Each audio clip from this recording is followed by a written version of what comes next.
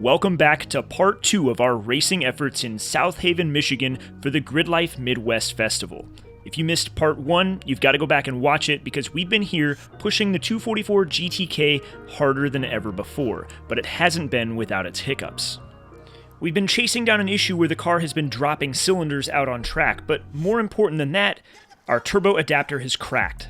It's the same issue that brought us to a screeching halt at the last GRIDLIFE event, and it's one we're going to need a welder in order to fix if we want to get the car back out on track here in Michigan. It's a total pain to deal with, but these are just some of the teething pains that come with building a race car from scratch. That's where we left off in part 1, and now it's time to dive into part 2. Unfortunately, my mount design did not do what I hoped that it would, which is to prevent this from cracking again. Now, we caught it before it broke completely in half, but it is cracked and it's going to break. So, we spotted a welding shop as we pulled into the racetrack. It's literally next door, so we're gonna drive over there and either find out if they'll let me use their welder or if they'll weld it up, and I wanna try welding the inside of it too. Let's weld this up inside and out and see where it gets us, I guess. Now, a bunch of you guys did ask in the comments, why don't you just machine this out of like billet stainless or something? I think that's gonna be the next step here, is when we get back to the shop, I'm gonna see if we can get this just machined completely out of stainless so it doesn't have this thin material here. I don't have to worry about it breaking again. It'll be much thicker, and hopefully we'll just solve this problem entirely. But that's only a solution for future, Mike, and right now, if I want to get the car back out on track, we've got to track down a welder and get this part reinstalled. I drove over to Andrew's Welding to figure out if we could pull something off, but unfortunately I struck out and that option wasn't going to work.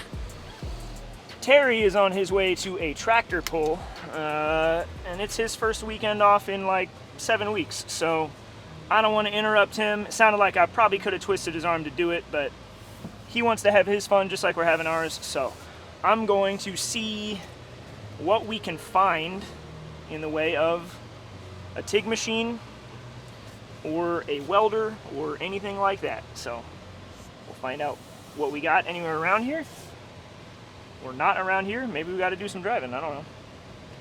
We'll find something. And so I called every single number that I could find on Google of every welder and mobile repair specialist in the area. I was willing to drive hours away in order to get this problem solved, but unfortunately for us, it was after 5 o'clock on a Friday afternoon, and thus no one was answering, and those that did were more or less unwilling to help. So I went back to the track and started asking friends what kind of solution we could come up with. Initially, I wanted a fix that felt befitting of the car, but eventually I was willing to make some sacrifices, and that's when the topic of a MIG welder came up. You're a better MIG welder than I am. You want to MIG weld it? Alright, let's do it. Alright, you down? Alright. Let me go grab it out of the car real quick. I'll be right back. So it's kind of silly because, as you guys may or may not know, Dylan Hughes is literally our shop neighbor. He's like 600 feet away. He's also here. He's a much better MIG welder than I am. I think we're just going to MIG this thing up. On top of being a competitor in Formula Drift, Dylan Hughes is not only a fantastic fabricator, he's also a great guy. And to ice the cake, he's one of those MIG-like TIG gurus that makes his MIG welding look better than anything I can do with a TIG torch, so I figured I'd let him do the dirty work on this one in hopes of saving this part without turning it into a complete mess. Dylan's buddy Travis Reeder actually had a MIG welder on hand, so we rolled it over to the Falcon Big Rig and put together a game plan. The idea was to weld both the inside and outside of this coupler and add as much material as possible in hopes of keeping this thing from failing at any point during the rest of the weekend. Given that this is mild steel wire on stainless steel, I'm not hoping for much and this is kind of trashing the part, but anything to get us back out on track is worth it at this point. So I let Dylan work his magic and hoped for the best.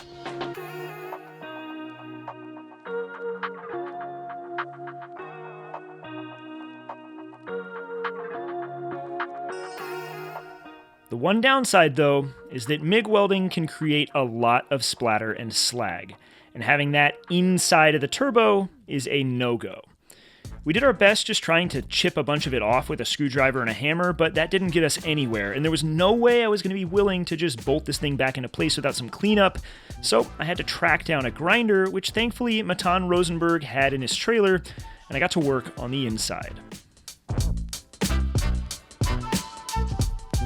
After some cleanup, we reinstalled the coupler, and the only downside is that the crack and all of the heat added during welding caused a bit of distortion.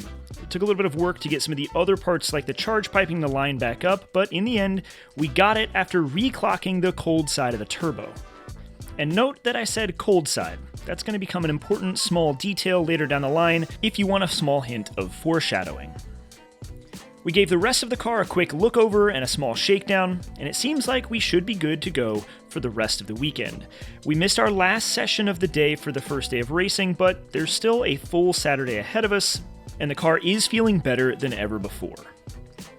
With that, we called it a night, got some sleep, and prepared to head back to the track first thing in the morning.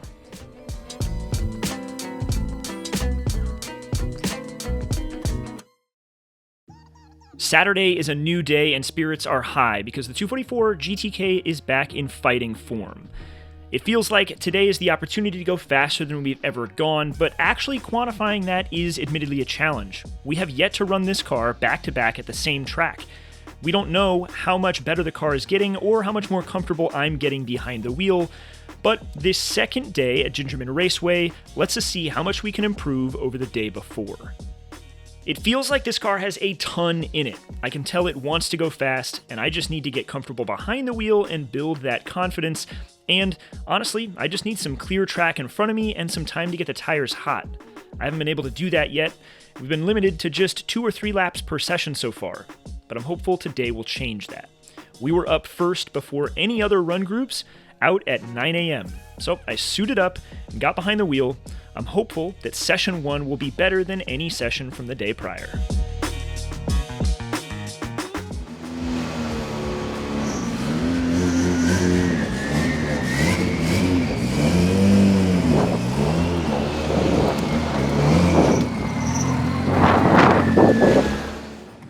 We're moving up the grid line. That means we're getting faster. We started in the 26th grid position and then 12th, and now we're 7th. That means we're getting faster in our class.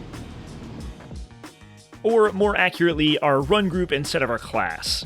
This car is competing in what's known as track mod. We stepped down from the unlimited class because, well, this just isn't built to compete at that level, and it doesn't really capitalize on the track mod rules either, but it more or less fits within it, and it seems like a good place to see what the car is made of. Once out on track, I got a couple of warm-up laps in, and then this was my best flyer of the session.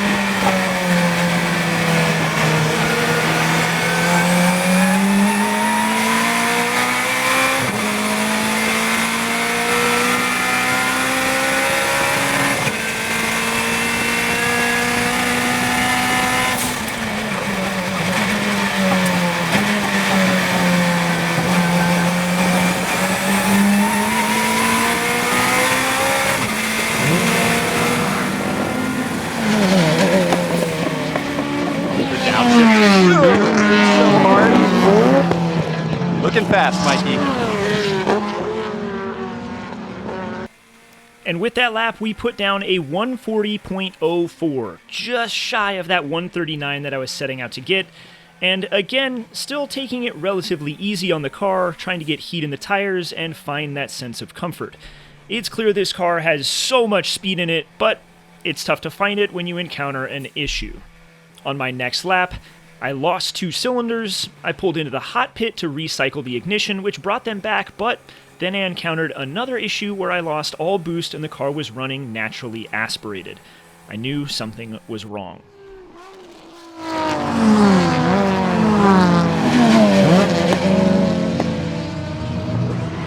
The car honestly doesn't even look like it's trying. What? The car honestly doesn't even look like it's trying.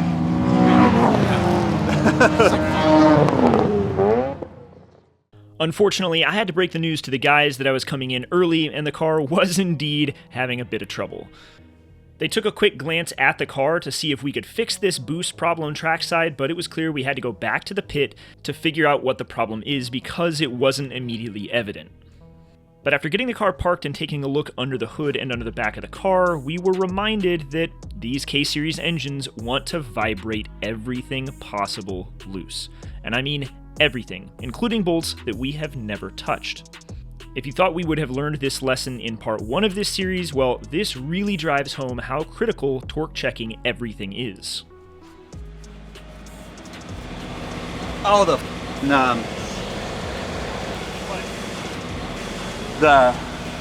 ring for the that holds the exhaust housing onto the center section. No, it just came off. We never touched that yesterday. To put it simply, the turbo split in half. There are a set of bolts that hold it together, and the vibrations this car produces managed to get those bolts to back out. And once that happened, a bump on track split the turbo into 2, causing an issue. Just one of them that... No, it looks like we lost 1, 2, 3, 4, 5, 6 maybe, and then there's a big ring that goes around the entire 2 halves of rings. So basically, yep. So like what's going on here? These bolts right here on the turbine housing, there's these 2 rings that come in like this that'll have the holes in them, and that retains the center section here. You can see we just lost it there. So what does this mean? Well, unfortunately, it's not as simple as just bolting it back together, because when it came apart, the turbine wheel made contact with the turbine housing. The damage is very slight, but keep in mind that these turbos can spin at 100,000 RPM, and any imbalance can cause them to come apart. The blades are visibly damaged, and after talking to a number of others, including the team at TurboSmart, everyone suggested we absolutely do not run the turbo now that it's been damaged. There's a chance that it'd be fine, but if it's not, that means sucking turbo parts and pieces into the engine, and given that I'm on my 4th engine so far, I'd rather not put a 5th in it if I don't have to. Not for a single day of racing, when we could get this back to the shop, and TurboSmart will warranty this turbo, no questions asked. On the other hand, it means that we only get a single session for Saturday.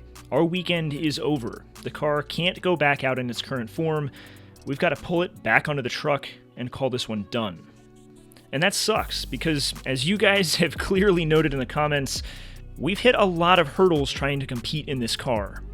As a result, tons of you keep asking why we're out here competing instead of testing and tuning back home, but the simplest answer I can give is that, believe it or not, it costs us a whole lot more to rent the track and test at home than it does to join Falcon for these events. So we're here not only competing, but testing and tuning a car that we built with our own hands here on this channel. It's important to remember, we're not professionals, we're not a real race team with a real program, we're just really fortunate to have a partner like Falcon that sees this car and wants to see it out on track just like you guys do. We're here with Team Falcon because they believe in what StanceWorks is doing, and without them, and of course without you guys watching, we wouldn't be getting to chase this dream either. So while it sucks to have yet another day cut short by the growing pains of a custom race car, it's all worth it. It just means we've got to get our act together so we can see you guys in Wisconsin for the next GRIDLIFE event. Alright, so I think at this point, unfortunately, we're kind of done for the weekend. I've put in calls everywhere that I can come up with to try to find a replacement turbo, and we've come up just empty-handed, and there's just not enough hours left in the day to get one here from further away. I even called up all the guys at Turn 14 to see if they had either of the TurboSmart turbos that would work for us in stock at Indianapolis. Nothing. And unfortunately, no one here has a spare. I wouldn't really expect that. And without a turbo on hand, we're just kind of dead in the water. We could risk running this one, but if we do, then I risk pulling pieces of the cold side of the turbo into the engine if it lets go, and it's going to be imbalanced. Everybody I've talked to says just it's not worth the risk, and I don't want to put another engine in this car, so unfortunately, I'm going to hang it up. That's just where we're at. It's nobody's fault. It's just these K-Series vibrating everything apart. It's another thing we're just going to have to add to the list of just checking every bolt, because clearly this thing wants to come apart. At this point, we're just going to hang out. I'm going to enjoy the rest of the weekend. We thought the car was going to be here on the East Coast until the end of August when we finish up at Lime Rock, but it's actually coming back. So once it gets back to the shop, we're going to pull this thing apart. I'm going to show you guys the damage to the turbo. We're going to get a new turbo on it, figure out if we can get out and do some testing. I want to get some more seat time on this thing. But otherwise, at this point, I'm going to enjoy the rest of the day. Anthony's going to take a trip to Texas, and I'm going to see you guys back at the shop.